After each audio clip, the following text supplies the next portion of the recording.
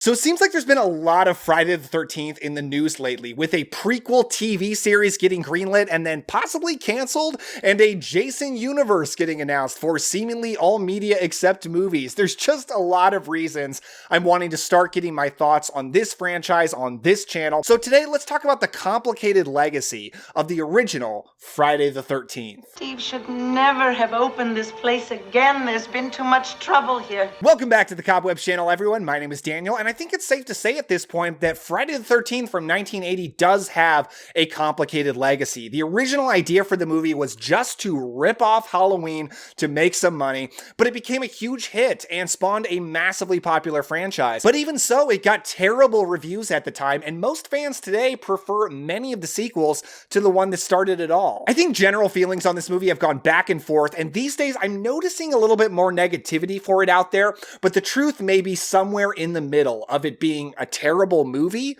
or an undisputed classic. So this was directed by Sean S. Cunningham, who was one of the producers on Wes Craven's The Last House on the Left. And yeah, his idea for the film was to rip off Halloween because John Carpenter's movie was making a lot of money and he wanted to make a lot of money too. And when he pitched that to writer Victor Miller, the way Miller went with that was to isolate teenagers somehow, have them picked off one by one, have it all start with some kind of an evil in the past before the actual story of the film gets started, and to name it after some kind of spooky day in the year. And if you're wondering what Friday the 13th is, it's just kind of generally accepted as an unlucky day in superstition. So not very much like Halloween. And when you watch this movie now, it doesn't actually feel like it's a ripoff. You describe all those things that I just mentioned, and that sounds like the slasher genre. It doesn't just sound like Halloween. But in 1979, making a slasher film was a whole lot less common. Now, no matter what your feelings are on this movie, and by the way, leave them down in the comments below, I would love to read them.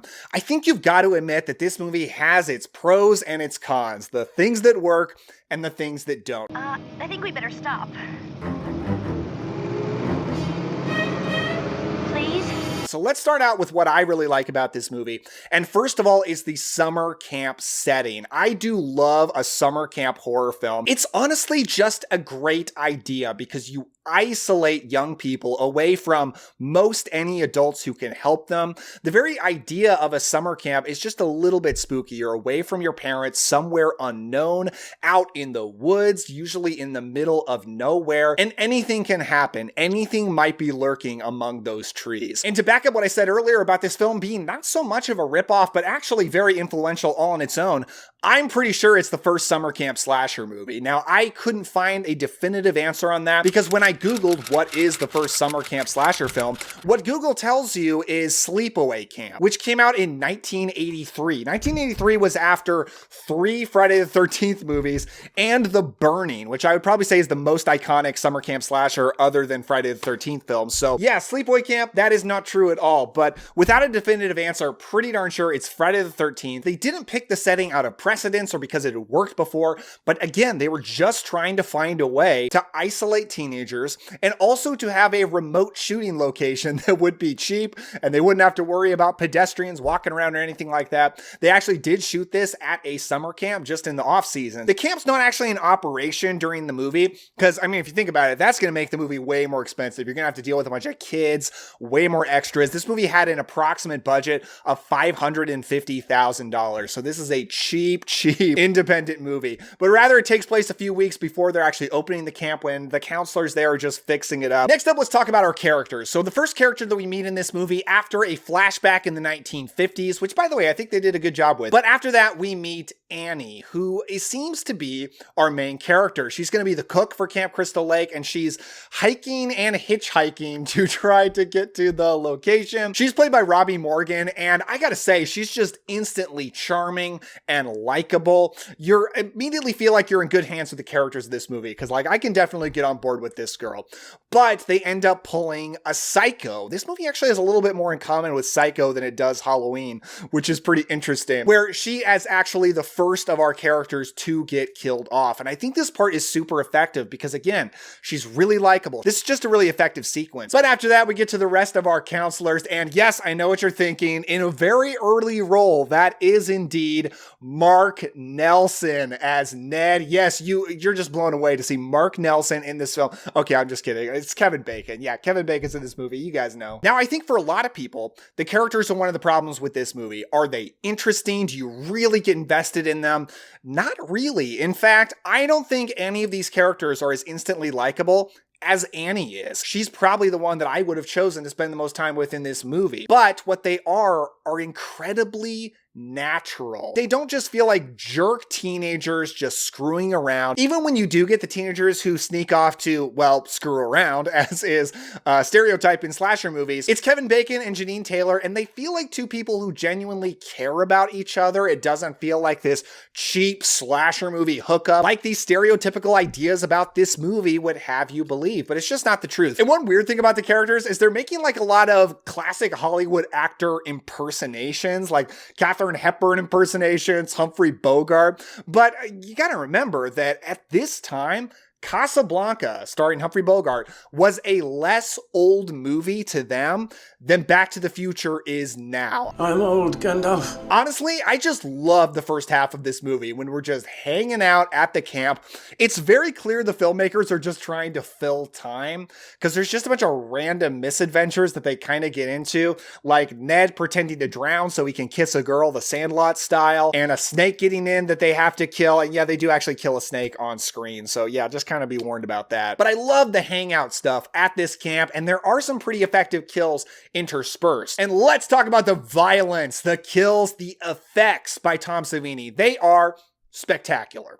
Absolutely spectacular. I love the kills in this film, whether it's a throat slit, it's an arrow popping out of Kevin Bacon's neck, which I do know looks fake today because his skin color on his neck doesn't match his face because the neck is obviously fake. They're shoving an arrow through it. But I just love it. I love how the blood sprays out the neck, which happened because one of the effects guys, in order to fix something real quick, just had to blow into the blood tube and it's shot out. Just happy accidents like that. There's an axe to the headshot that is so good. By the way, I do feel like I gotta preface that for a while now, I've been watching the uncut version of the film on the Scream Factory Blu-ray. I honestly don't remember if there are kills in it that aren't in the theatrical cut. So yeah, just be warned, I'm talking about the uncut version, but they're great. Tom Savini's effects are fantastic. And let's talk about this movie's status as a who done it. It's one of the most common criticisms about this film, that we seem to be trying to figure out who is the killer the whole way until it's revealed it is Betsy Palmer as Pamela Voorhees, a woman who used to work for the camp but doesn't anymore, and she shows up at the camp and we've never seen her before, never seen her in the film, so there's no way to guess who is the killer. But I do kind of want to question, is this movie really a whodunit? It isn't in the way a Scream movie is, or a Giallo movie is, or an Agatha Christie movie or story is, because there is no investigator in this movie. No one is trying to find out who the killer is. The only people trying to figure that out are, I guess, us, just the audience.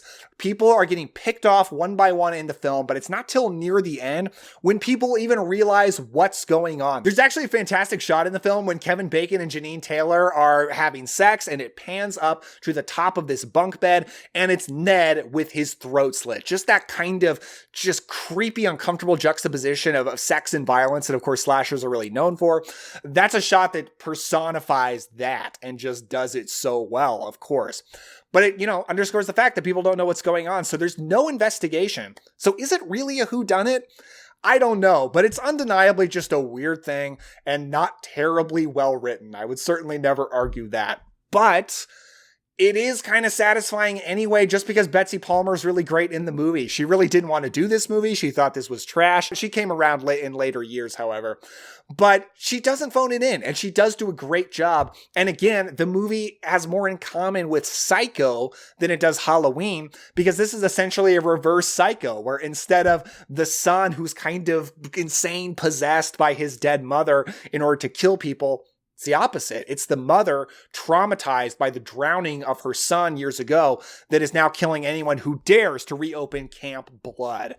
That mythology, this movie just sets up perfectly, like right out the gate. And I feel like this movie doesn't get the credit for that a lot. Yes, some of the sequels are undeniably more entertaining than this movie, but this movie just sets the groundwork for what this franchise is going to be with the lore.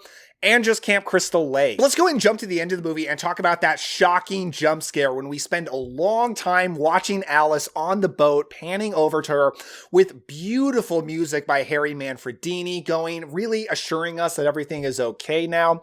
And then Jason jumps out of the water. Now, I think at the time, people kind of considered that was a ripoff of Carrie, the shocking ending of Carrie where the hand pops out of the grave. But I think by now, this jump scare is actually more famous than the Carrie one. And it's awesome. And my one issue with it is I wish it was the end of the movie. I feel like they chicken out a little bit by having one more scene with her at the hospital and the cop saying, hey, you must have dreamed that. There wasn't any boy. I could do without that, because if we just see Jason jumping out as the end, yes, it doesn't make sense, but we can question for ourselves, was that real or was that a dream? Which is exactly what the scene following it tells us to question anyway. So I don't feel like it would have changed anything except end with a slightly bigger bang. But as long as I did mention Harry Manfredini, I've also got to mention the score for this movie is incredible. Now, is it as good as John Carpenter's score for Halloween? No. The Halloween score is probably my all-time favorite movie score that's not John Williams. It's just mind-blowingly great. It sets the stage for that franchise perfectly. This original score sets the stage for this franchise perfectly. It's awesome. The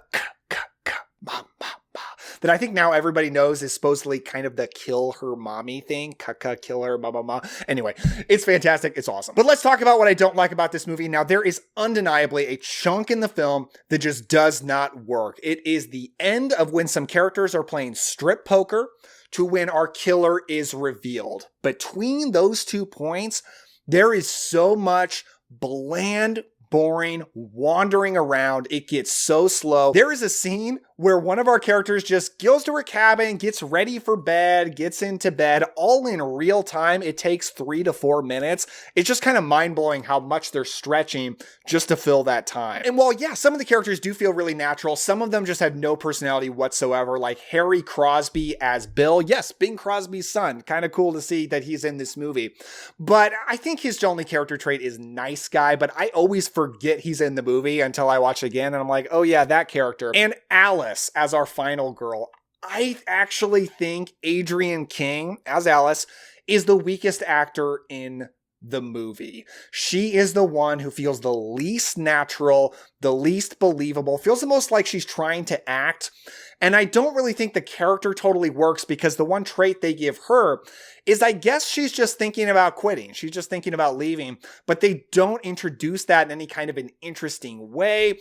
They don't really explain it. They're just having some random conversation and Steve's like, oh, you thinking about leaving, huh? And she's like, yeah, I might just leave. And that's about as deep as it goes. This is a complicated classic because while it does so many things right and it sets up a franchise so well, a franchise that so many people love, including myself, it's just very rough around the edges, more so than a lot of classic horror films from the 80s are.